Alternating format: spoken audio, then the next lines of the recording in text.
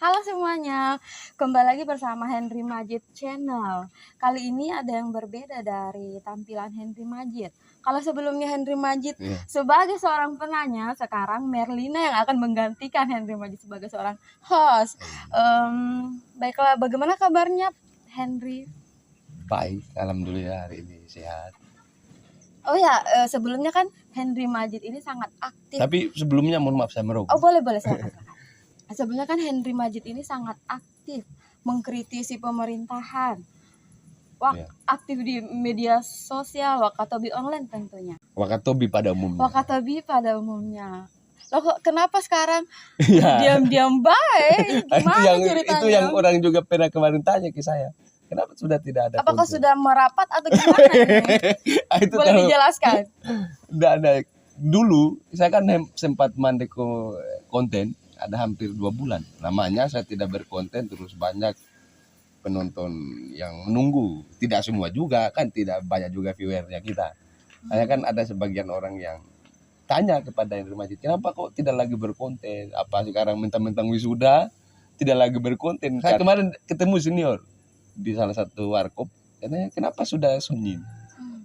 Nah, terus disahuti sama yang lain-lain, misalkan dia bilang, Henry Majid juga butuh kerja, butuh makan, butuh menyukai orang dan seterusnya. Waduh, ini gawat ini kalau pada akhirnya kita tidak berkonten, terus banyak tuduhan macam-macam. Tapi gini, kemarin pada saat 2 bulan tidak aktif di media sosial, tidak aktif berkonten, oleh karena ada satu dan lain hal, mungkin yang saya anggap itu juga adalah sesuatu hal yang sangat urgent untuk saya selesaikan. Misalkan untuk 2 bulan kemarin saya sangat fokus mengejar studi saya, misalkan saya harus selesai kuliah, saya harus buru wisuda saya, karena sempat itu hari sudah dilayangkan surat DO dari kampus, tiba-tiba saya mau apa kalau tidak kemudian fokus pada apa yang saya tuju, misalkan untuk menyelesaikan gelar saya sebagai sarjana hukum ya. Kira-kira alasan saya karena masih ada satu dan itu penting yang saya harus selesaikan, makanya pada semua penonton Henry Majid untuk mohon maaf karena masih ada itu. Tapi terkait dengan apakah saya sudah merapat dengan DAE, dengan Pemda atau apa dan seterusnya, saya pikir itu hal yang mustahil. Tapi bukan juga pada saat zaman Aliana sih sebenarnya, tapi di zaman-zaman Pak Arhawi juga, saya juga adalah orang yang bergeliat di bidang mengkritik misalkan. Oh ya, lagi sibuk ternyata. Hena bagaimana sih pandangan seorang Henry Majid tentang Wakatobi yang sekarang yang dipimpin oleh Haliana dan Ilmiati? Haliana dan Ilmiati. Simpelnya begini, apa yang terjadi hari ini tidak ada perubahan. Maka hematku berdasarkan apa yang juga kita diskusikan bersama teman-teman, rekan-rekan aktivis juga sebagian orang, mengatakan bahwa di zaman kepemimpinan Wakatobi dipimpin oleh Bupati Wakatobi sekarang ini oleh Haliana, itu justru ada degradasi, ada kemunduran. Ada kemunduran dari misalkan perspektif ke ekonomi, perspektif dari kemunduran politik kita misalkan, atau dari segala lini bahwa Bupati Wakatobi kita, bahwa Wakatobi Sentosa kita itu kayaknya ada yang masih harus diperbaiki, ada yang masih kurang. Banyak janji-janji yang dulu dilaksanakan, yang disampaikan oleh Bupati Wakatobi itu tidak sanggup terrealisasi, tidak terrealisasi lebih. Atau orang misalkan orang yang ada di kubu Pak Haliana bisa mengatakan bahwa belum selesai, belum cukup 5 tahun menjabat sebagai bupati, boleh saja. Hanya kan karena pertanyaan itu masuk kepada saya Henry Majid di waktu yang ini, dan kebetulan momentum Bupati Wakatobi belum sampai untuk menyelesaikan visi misinya, itu belum terrealisasi. Itu sih yang saya anggap bahwa masih ada sesuatu hal yang harus diperbaiki lagi di daerah kita. Tadi Henry sebutkan bahwa ada kemunduran. Mau dong yang spesifik, kemunduran seperti apa yang terjadi di Wakatobi kita? Jadi kemunduran, saya tadi sebutkan bahwa ada banyak kemunduran. Ada kemunduran di bidang ekonomi misalkan. Ada kemunduran di bidang politik kita. Misalkan. Ekonominya yang seperti apa misalkan? Ada kemunduran seperti apa dalam bidang ekonominya? Jadi kalau pandangan kita dulu bahwa Wakatobi adalah harus pendapatan ekonomi masyarakatnya itu harus di angka rata-rata. Lo kemarin berdasarkan rilisan media, ada media kemarin juga merilis bahwa Wakatobi masuk sebagai ada miskin ekstrim, dan itu adalah satu hal yang mencengangkan kita semua. Kenapa ada di daerah kita miskin yang sudah miskin ekstrim lagi? Miskin Saya ekstrim. coba cari-cari di Google apa yang dimaksudkan dengan miskin ekstrim. Oh, ternyata miskin ekstrim yang dimaksudkan itu adalah orang yang berpenghasilan dalam satu bulan per kepala rumah tangga itu di bawah 200.000. Bayangkan. Entah kita mau percaya, misal saya sebenarnya juga tidak terlalu percaya dengan masa iya ada kepala rumah tangga yang ada di daerah kita yang ada umbi-umbian, ada apa banyak semuanya, ada ubi, ada banyak. Tapi masuk kita sebagai miskin ekstrim berdasarkan pada definisi daripada miskin ekstrim, bahwa miskin ekstrim itu adalah orang yang kepala rumah tangga yang penghasilannya di bawah 200.000. Ada di Kabupaten Wakatobi berdasarkan riset media. Tentu saja satu miskin ya kita belum di bidang ekonomi, kayaknya kita belum mampu, belum cakap kita sebagai daerah yang mau mekar, yang mau berkembang lebih jauh ke depan berdasarkan visi misinya. Kedua, di bidang politik, saya dari dulu, dari sejak kepemimpinan Pak Halyana ini terlantik, kita sebenarnya mengharap ada rekonsiliasi dari seluruh masyarakat Kabupaten Wakatobi perihal bahwa sudah tidak ada merah, sudah tidak kuning.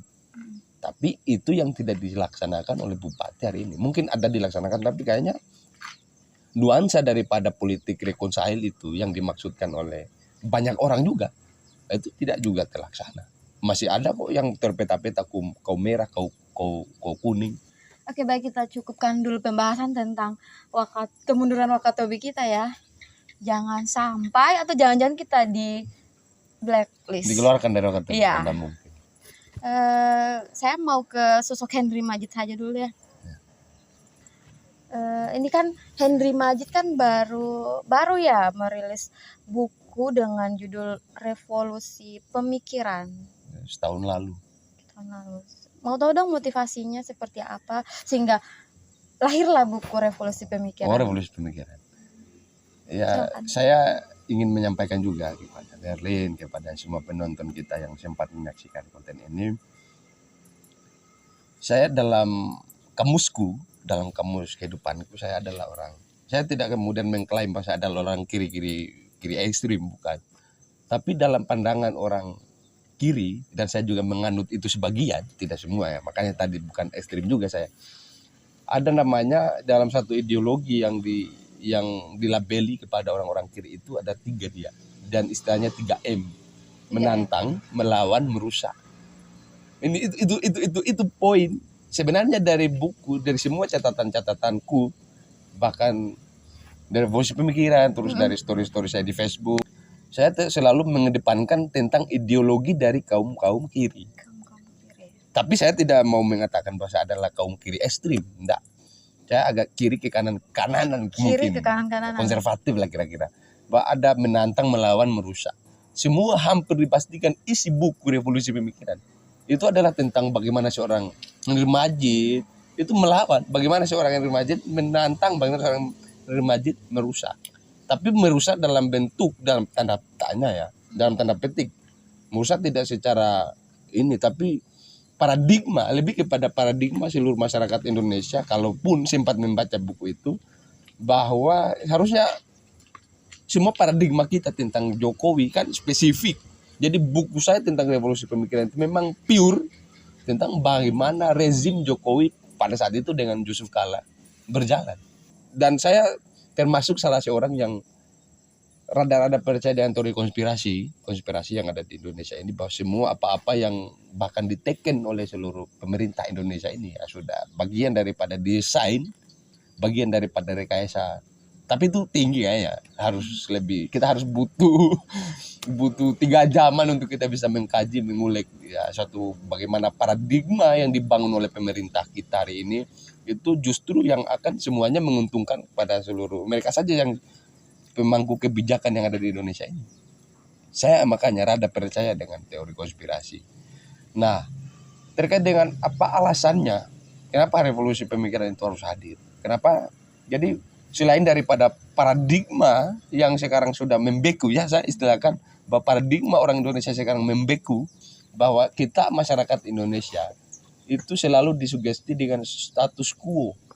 Apa yang dilakukan oleh Indonesia, apa yang dilakukan oleh seluruh pemerintah kita, misalkan kita harus sepakati dengan mau tidak mau, kita harus mengiyakan apa yang menjadi. Misalkan di tragedi Sambo. Tragedi Sambo ini kan adalah suatu contoh yang konkret bahwa memang Indonesia adalah bagian daripada, memang sudah hancur Indonesia ini. Polisi misalkan bicara bisnis, ada berapa judi online yang dibuka oleh Sambo. Dan itu hari-hari ini saja lalu terkuak isu itu. Itu salah satu contoh. Polisi lalu melaksanakan praktik-praktik ilegal misalkan. Itu adalah satu bentuk konkret daripada kondisi. Itulah wajah Indonesia kita sebenarnya. Itu wajah politik iya, ekonomi iya dari Indonesia kita sebenarnya. Dan itu dari jauh-jauh sebelumnya.